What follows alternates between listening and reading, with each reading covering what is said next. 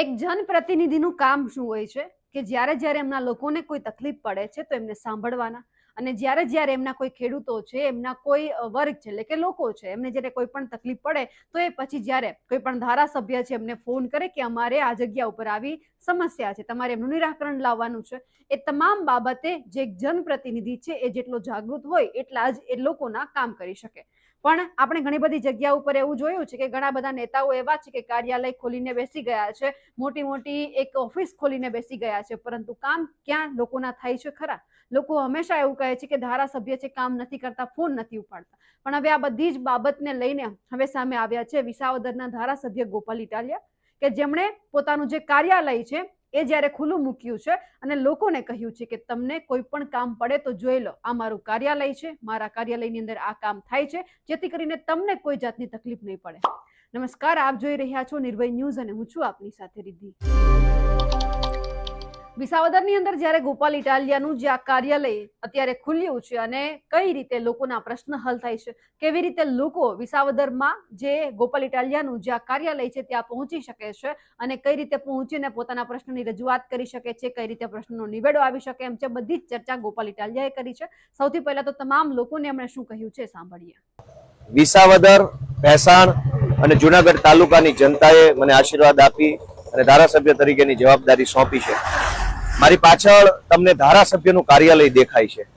આજે હું તમને વિસાવદરના ધારાસભ્યનું કાર્યાલય બતાવવાનો છું અને વિસાવદર વિધાનસભાના સૌ મતદારોને જાહેર આમંત્રણ છે કે આ કાર્યાલય તમારું છે. આ કાર્યાલયના માલિક તમે પોતે છો. તમે અહીંયા જ્યારે ચાહો ત્યારે આવી શકો છો. આ તમારું છે. નાનું મોટું સરકારી કામ હોય તમે મળી શકો છો. સૌથી પહેલા હું તમને બતાવીશ કે તમે આ જે બેનર જોવો છો એમાં ઉપર વિસાવદર ભવન લખેલું છે, એટલે કે આ કાર્યાલયનું નામ છે વિસાવદર ભવન. ગોપાલ ઇટાલિયાનું કાર્યાલય છે એવું લખ્યું છે. આમ આદમી પાર્ટી, અરવિંદ કેજરીવાલ, અમારા નેતા ઈશુદાનભાઈ ગઢવી, અમારા નેતા મનોજભાઈ સોરઠિયા, રાકેશભાઈ હિરપરા, અમારા નેતા રાજુભાઈ બોરખતરિયા, અમારા નેતા હરેશભાઈ સાવલિયા વગેરે સહિતના અમારા કાર્યકર્તાઓના ફોટોગ્રાફ સાથે આ વિસાવદરના ધારાસભ્યનું કાર્યાલય ખોલ્યું છે. હવે હું તમને સીડીઓમાંથી ઉપર જઈ અને આ ધારાસભ્યનું કાર્યાલય એવું નામ લખ્યું છે પણ હકીકતમાં આ વિસાવદરના મતદારોનું કાર્યાલય છે. મારી બધાને વિનંતી છે કે તમે અહીંયા આવવાનું રાખો. ઘણીવાર એવું થાય કે કોઈ વ્યક્તિએ મારે ફોન કરે અથવા મને કોઈ મેસેજ કરે, પણ કદાચ હું કોઈ મીટિંગમાં હોઉં, કોઈ સભામાં હોઉં, કોઈ રેલીમાં હોઉં અને વાત ન થઈ શકે. પણ આ કાર્યાલય રજાના દિવસ બાદ કરતા હંમેશા ચાલુ હોય છે, હંમેશા. એટલે વિસાવદરના જે કઈ મતદારો છે, ગામડાના કોઈ પણ ગામના કોઈ પણ મતદાર માટે આ કાર્યાલય હંમેશા ખુલ્લું છે. તમે ગમે ત્યારે રૂબરૂ આવો, અહીંયા તમને શું વ્યવસ્થા મળે છે બતાવું. સૌથી પહેલા ભગવાનનું મંદિર છે. આ મંદિર ભગવાન શ્રી રામચંદ્રજી મહારાજ, હનુમાનજી બાપા, સીતા માતા, લક્ષ્મણજી, ગણપતિ બાપા, ખોડિયારમાં, આટલા આ બાજુ ઉમિયા માતાજી, એટલા ફોટોગ્રાફ્સ અને ભગવાનના મૂર્તિઓ છે. એટલે કોઈ પણ માણસ જ્યારે થોડા પાછા ઉભા રહો, કોઈ પણ માણસ જ્યારે અંદર એન્ટ્રી કરે છે એટલે સીધા એને ભગવાનના દર્શન થાય છે. આમ આદમી પાર્ટીનું બેકડ્રોપ છે. અને ત્યારબાદ અહીંયા આપણા ગુજરાતના ખેડૂતોના મસીહા કહી શકાય એવા સ્વર્ગસ્થ કેશુબાપા પટેલ, અમારા વિસાવદર ભેસાણ પંથકના પીર, પરબના પીરનો અહીંયા મંદિરનો ફોટો છે. અમારા સત્તાધાર ધામ એનો ફોટો છે. ગિરનાર પર્વત એનો ફોટો છે. પૂજ્ય ગાંધી બાપુનું જન્મસ્થળ અને અમારા ગીરના જંગલનો રાજા હાવજ એનો ફોટો લગાવેલો છે. આ આખું ત્યાંથી બતાવવા રીતે આ આખું અમારું મેઇન કાર્ય આ રીતે આ ક્રોસમાં આ અમારી ઓફિસ છે. આ ઓફિસમાં આ ઓફિસ છે એ જનતાની ઓફિસ છે. અમારા આ બંને બહેનો બેઠા છે, એ કોમ્પ્યુટર ઓપરેટિંગનું કામ કરે છે. કોઈ પણ અરજદારો અહીંયા જ્યારે આવે છે ત્યારે અરજદારની ડિટેલ પહેલા તો લેવી પડે કે કયા ગામના છે, શું નામ છે, શું કામથી આવ્યા છે, એમનો મોબાઈલ નંબર શું છે કે વગેરેની એન્ટ્રી કોમ્પ્યુટરના માધ્યમથી પહેલા કે કેટલા લોકોએ આપણો સંપર્ક કર્યો, શું કામ માટે કર્યો, જેથી કરીને કોઈ પણ વ્યક્તિની એન્ટ્રી હશે તો ભવિષ્યમાં આપણને યાદ રહેશે કે એમનું કામ પેન્ડિંગ છે કે બાકી છે. તો દરેક વ્યક્તિ જે કાંઈ નાનું મોટું કામ લઈને આવે છે એને આધાર કાર્ડ, રેશન કાર્ડ, કૂપનનું કામ, વીજળી વિભાગ, રોડ, કોઈ પણ XYZ કામ માટે વિસાવદર મત વિસ્તારના દરેક નાગરિકો એની ટાઈમ રજાના દિવસને બાદ કરતા અહીંયા રૂબરૂ મળી શકે છે. આ આખી વ્યવસ્થા છે. એના બેકડ્રોપમાં તમે જોશો તો અહીંયા બળદ ચલાવતા ખેડૂત છે. ઉપર સંત શ્રી ભોજલરામ બાપા ની તસવીર છે. આ બાજુ કેશુબાપા પટેલની તસવીર છે. એમની બાજુમાં સૌરાષ્ટ્ર રાજ્યના પહેલા મુખ્યમંત્રી ઉચ્ચરંગરાય ઢેબર સાહેબની તસવીર છે. એમની બાજુમાં શહીદે આઝમ ભગતસિંહની તસવીર છે. એમની બાજુમાં ભારત દેશના બંધારણના ઘડવૈયા ડોક્ટર બાબા સાહેબની તસવીર છે. એમની બાજુમાં લોખંડી પુરુષ સરદાર પટેલ સાહેબની તસવીર છે. એમની બાજુમાં આપણા રાષ્ટ્રપિતા મહાત્મા ગાંધીજીની તસવીર છે. અને એમની બાજુમાં મા ઉમિયા અને મા ખોડલની તસવીર છે. તો આ અને એ બાજુ નીચે ટ્રેક્ટર ચલાવતા ખેડૂત છે. એટલે આધુનિક ખેતી અને પરંપરાગત ખેતી બંનેના પ્રતીક, ખેડૂતોના પ્રતીક સમાન અમારા બળદના ફોટો પણ રાખેલા છે. અહીંયા આ આપણા કાર્યકર્તા હરેશભાઈ બલદાણિયા છે. એ લગભગ નિયમિત રીતે અહીંયા ઓફિસે હાજર હોય છે. જે કંઈ પણ લોકો, આમ જનતા અહીંયા કાર્યાલયની મુલાકાત લે એમને મળવા, એમની વાત સાંભળવા, એમની રજૂઆત સાંભળવા માટે. આ અમારા કાલસારીના કાર્યકર્તા છે. આ અમારા રવિભાઈ ડોબરિયા છે, વિસાવદર શહેરના પ્રમુખ છે. આ અમારા મૌલિકભાઈ રીબડિયા છે, સોશિયલ મીડિયાના બહુ સ્ટાર માણસ છે, બહુ હોશિયાર ટેલેન્ટેડ માણસ છે. આ અમારા રાહુલભાઈ બુહા છે. આ અમારા ભૂપતભાઈ રાયકા છે. આ અમારા ખાંભાથી આવેલા જયસુખભાઈ પાગડાલ છે. આ અમારા કિરીટ કાકા છે. તમારું નામ છે વિનુભાઈ અંટાળા. તો આ આપણી અહીંથી બતાવો, આ આપણી ઓફિસ છે. આ ઓફિસ હંમેશા માટે ખુલ્લી હોય છે. અને આવી જાઓ, નજીક આવો. આ ઓફિસ રવિવાર અથવા જાહેર તહેવારના દિવસને બાદ કરતા હંમેશા અહીંયા ખુલ્લી ઓફિસ હોય છે. આ જનતાની ઓફિસ છે. આની માલિક જનતા છે. અહીંયા કોઈ પણ આવી શકે છે પોતાના કામ માટે. અને આ આખી ઓફિસની અંદર મજાની વાત એ છે કે ચારો તરફ કેમેરા છે. કોઈ જગ્યા કેમેરા વગરની છોડી નથી, કેમ કે જાહેર જગ્યા છે.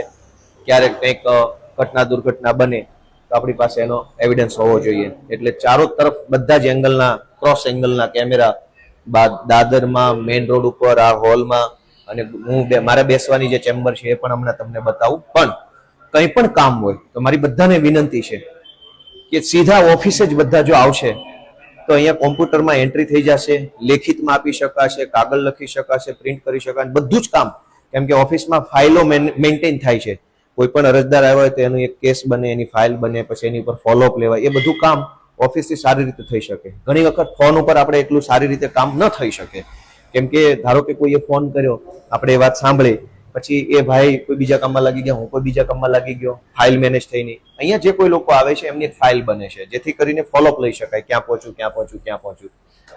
તો એવી વ્યવસ્થા અહીંયા ઓફિસમાં કરી છે. એક વખત ફરીથી આપણે ઓફિસ અહીંથી બતાવી દો. આવી રીતે અહીંયા આવીને આ બધી બહેનો છે, ભાઈઓ છે, કોમ્પ્યુટરો, પ્રિન્ટરો, સ્કેનરો, બધી જ વ્યવસ્થા છે.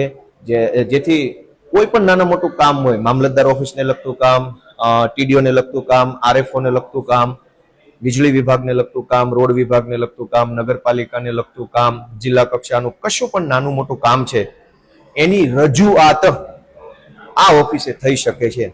દરેક કામને અમે કરી શકીએ એવો અમારી ટીમનો પ્રયત્ન છે.